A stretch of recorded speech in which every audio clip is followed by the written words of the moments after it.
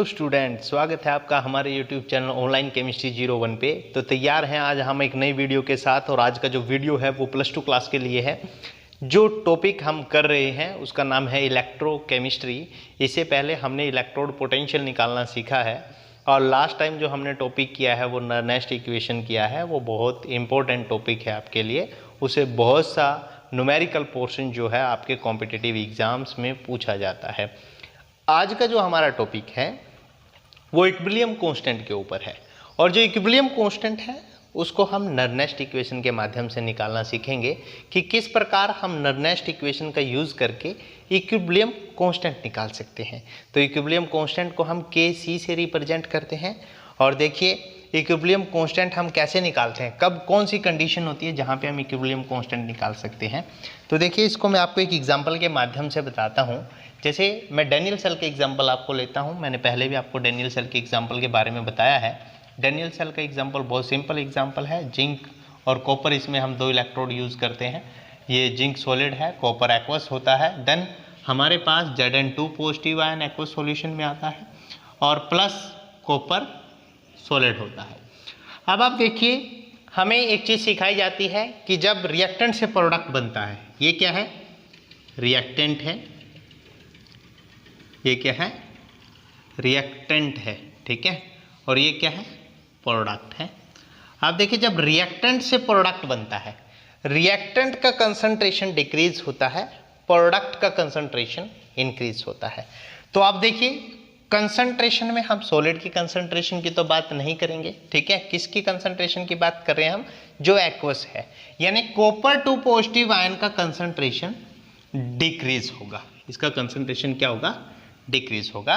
और zinc 2 positive aqueous ion का concentration क्या होगा, इंक्रीज होगा, ठीक है। ये बात आपको पता है, हम बचपन से बात सीखते आ रहे हैं।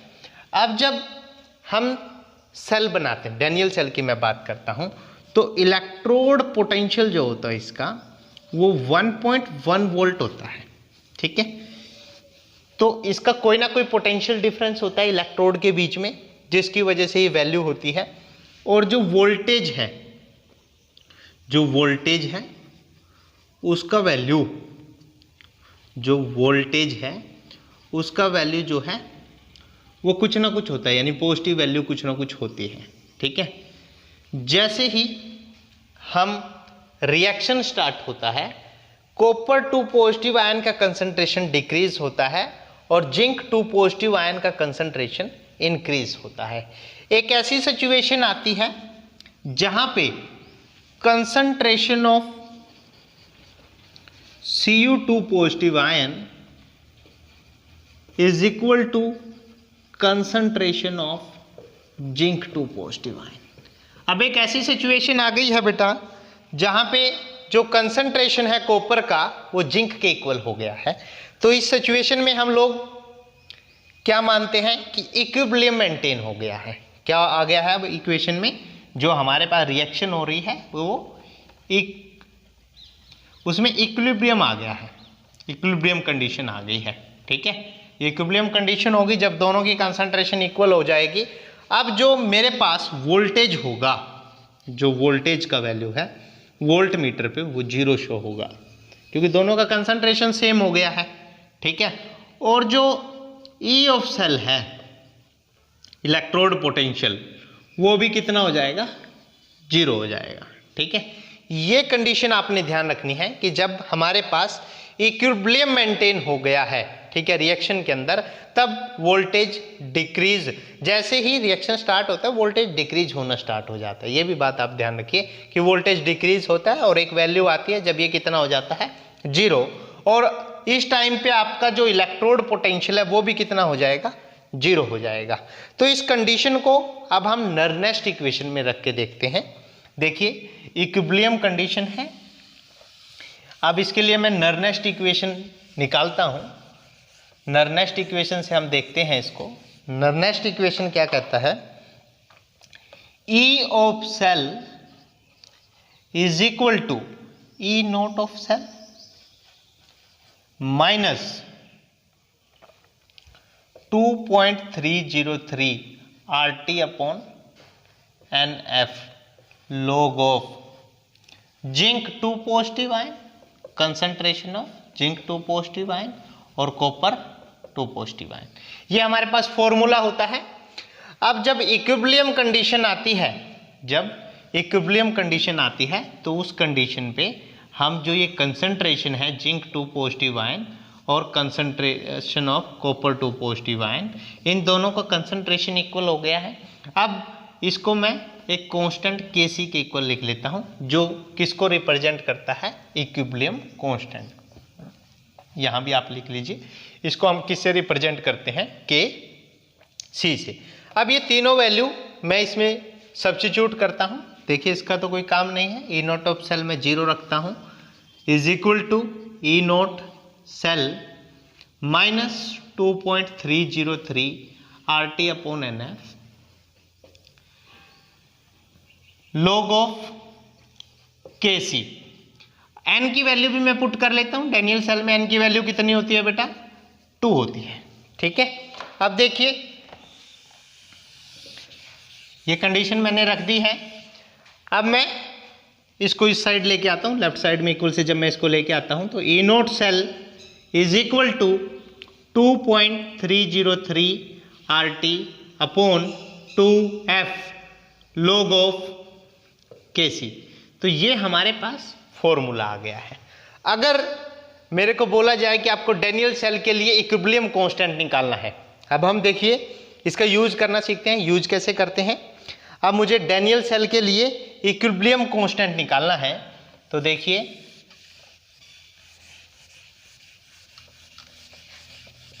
जो डेनियल सेल होता है, equilibrium constant for Daniell cell. अब डेनियल सेल के लिए अगर मैं इक्विलिब्रियम कांस्टेंट निकालना चाहता हूं तो ई नॉट सेल की वैल्यू कितनी होती है बेटा, 1.1 वोल्ट। और ये जो वैल्यू है, ये जो 2.303 RT अपॉन F होता है, इसकी वैल्यू किसके इक्वल होती है, 0.059 की। ठीक है, ये चीज़ हम लोग पढ़ चुके हैं। अब देखिए n की वैल्यू 2 है। n की वैल्यू क्या होती है डेनियल सेल के लिए, 2। नंबर ऑफ इलेक्ट्रॉन कितने एक्सचेंज होते हैं, 2। तो मैं यहाँ पे इसकी वैल्यू सब्स्टिट्यूट कर देता हूँ इस इक्वेशन में। 1.1 वोल्ट इज इक्वल टू 0.059, इस पूरे की वैल्यू मैंने रख दी है। ठीक है, इस पूरे की value 0.059 upon 2 log of Kc। ठीक है, अब यहाँ से मैं इक्विलिब्रियम कांस्टेंट की वैल्यू निकालता हूँ।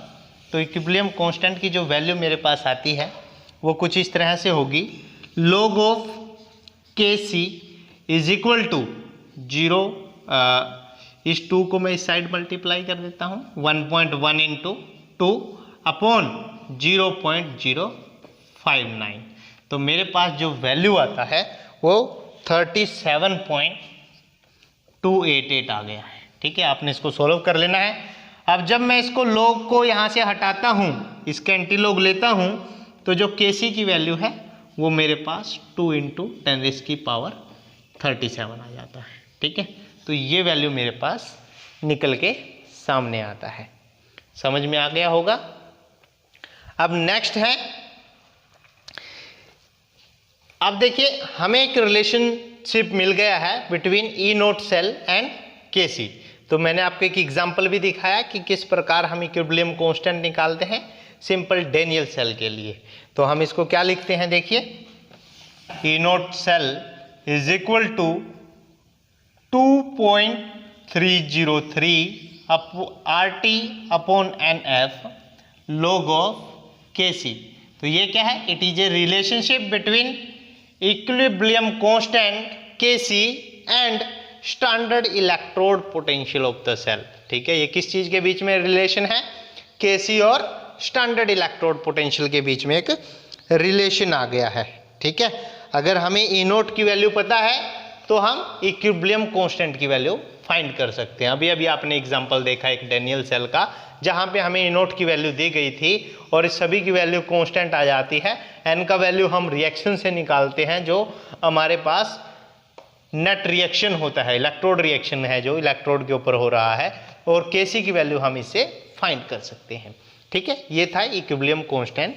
अब हमारे पास नेक्स्ट टॉपिक आता है, अब हम गिब्स फ्री एनर्जी का रिलेशन देखेंगे इलेक्ट्रोड पोटेंशियल के साथ,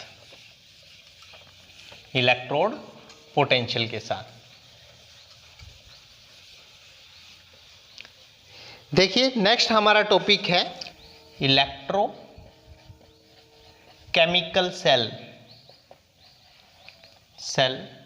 एंड गिव्स फ्री एनर्जी, एंड गिव्स फ्री एनर्जी। अब गिव्स फ्री एनर्जी और इलेक्ट्रोकेमिकल सेल का हम रिलेशन देखते हैं। देखिए इलेक्ट्रोकेमिकल सेल क्या होता है, जो केमिकल एनर्जी को इलेक्ट्रिकल एनर्जी में चेंज करता है। केमिकल एनर्जी को इलेक्ट्रिकल एनर्जी में किसके माध्यम से चेंज करता है, इसका कुछ ना कुछ गिब्स फ्री एनर्जी होती है रिएक्शन की। उस गिब्स फ्री एनर्जी को ही वो किस में लगाता है, केमिकल एनर्जी को इलेक्ट्रिकल एनर्जी में चेंज करने में।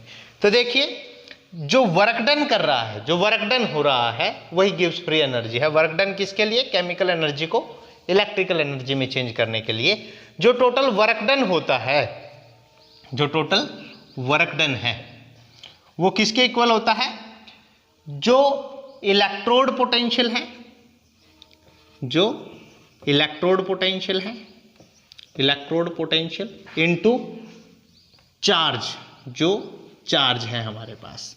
अब इलेक्ट्रोड पोटेंशियल को तो हम E से रिप्रेजेंट करते हैं, E सेल जिसको हम बोलते हैं, और चार्ज यहाँ पे NF होता है। ठीक है, चार्ज को हम किससे रिप्रेजेंट करते हैं, NF से। तो वर्क डन किसकी फॉर्म में हो रहा है यहाँ, गिब्स फ्री एनर्जी की। तो गिब्स फ्री एनर्जी किसके इक्वल होती है, decrease in Gibbs free energy is equal to NFE of cell. ठीक है, ये रिलेशन आपने याद करना है। अब डिक्रीज क्यों होती है, आपको पता है कि गिव्स फ्री एनर्जी डिक्रीज होती है, हमेशा नेगेटिव होती है गिव्स फ्री एनर्जी की रिएक्शन फॉर सपोर्टेनियस रिएक्शन। अब सपोर्टेनियस रिएक्शन हो रहा है तो उस केस में गिव्स फ्री एनर्जी नेगेटिव होती है। तो डिक्रीज इन गिव्स free energy is equal to electrode potential multiply by charge, जो चार्ज है इलेक्ट्रोड के ऊपर। और चार्ज को हम किससे रिप्रेजेंट कर रहे हैं, जो टोटल चार्ज पास हो रहा है उसको हम किससे रिप्रेजेंट कर रहे हैं, NF से। ठीक है, तो ये आपके पास एक रिलेशन आ गया है गिब्स फ्री एनर्जी और इलेक्ट्रोड पोटेंशियल में। ठीक है, अब देखिए इसी को हम आगे एक्सटेंड करते हैं, और ये रिवर्जिबल रिएक्शन के लिए होता है, इसलिए यहाँ पे हम इसको डेल R लिखते हैं। रिवर्जिबल रिएक्शन में वर्क डन सबसे अधिक होता है, इसलिए हम रिवर्जिबल रिएक्शन के लिए इसको पढ़ते हैं। तो नेक्स्ट हमारे पास कंडीशन आता है, इफ अगर हमारे पास जैसे कोई रिएक्शन दी गई है, उसका हमें गिव्स फ्री एनर्जी निकालना है। हम डैनियल सेल का एग्जांपल ले लेते हैं, zinc solid plus copper 2 positive, इसके बाद जिंक 2 पॉजिटिव और कॉपर सॉलिड। तो देखिए हमारे पास कितने इलेक्ट्रॉन चेंज हो रहे हैं, 2। कितने इलेक्ट्रॉन होते हैं इसमें यूज, 2। तो हमारे पास डेल जी का जो वैल्यू है, del G is equal to -2FE of cell आ जाता है। लेकिन अगर मैं इनकी कंसंट्रेशन को 2 से मल्टीप्लाई कर देता हूं, देखिए अगर मैं इसको इंक्रीज कर देता हूं, अब यहाँ पे 2 मोल हम कॉपर 2 पॉजिटिव और 2 मोल जिंक 2 पॉजिटिव जनरेट हो रहा है। तो इस केस के अंदर जो मेरे पास डेल जी होगा रिवर्जिबल रिएक्शन के लिए, वो कितना हो जाएगा, 4FE ऑफ सेल। क्योंकि अब देखिए पहले 2 इलेक्ट्रॉन थे, अब इसको 2 से मल्टीप्लाई कर दिया, अब कितने इलेक्ट्रॉन हो गए, n की वैल्यू कितनी हो गई है, 4। ठीक है, इस चीज का आपको ध्यान रखना है। ठीक है, नेक्स्ट आता है, अगर मैं कंसंट्रेशन, जो मेरे पास ये इलेक्ट्रोलाइट है, अगर इनकी कंसंट्रेशन यूनिटी कर देता हूं, कंडीशन होती है ना, अगर इनकी कंसंट्रेशन क्या है, unity, if concentration of electrode is unity. अब नेक्स्ट कंडीशन आती है, इफ कंसंट्रेशन ऑफ इलेक्ट्रोलेट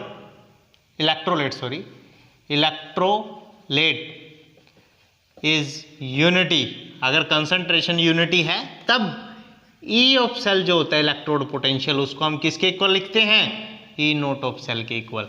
देन हमारे पास जो इक्वेशन बनेगी वो क्या बनेगी, हमारे पास अब जो ये रिलेशन है del R G is equal to minus N F, और ई सेल की जगह अब हम क्या लिखेंगे, ई नोट ऑफ सेल।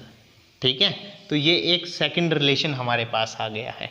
ठीक है, अब नेक्स्ट आता है डेल जी और इक्विलिब्रियम कांस्टेंट के बीच में क्या रिलेशन है। डेल जी और इक्विलिब्रियम कांस्टेंट के बीच में क्या रिलेशन है, तो उसकी वैल्यू हम इसकी वैल्यू पुट करते हैं। अगर मैं इसकी वैल्यू रखता हूं, अभी अभी हम ई नोट और इक्विलिब्रियम कांस्टेंट के बीच में एक रिलेशन पढ़ के आए हैं, minus N F R T upon N F natural log of K C, यही होता है ना इसका वैल्यू।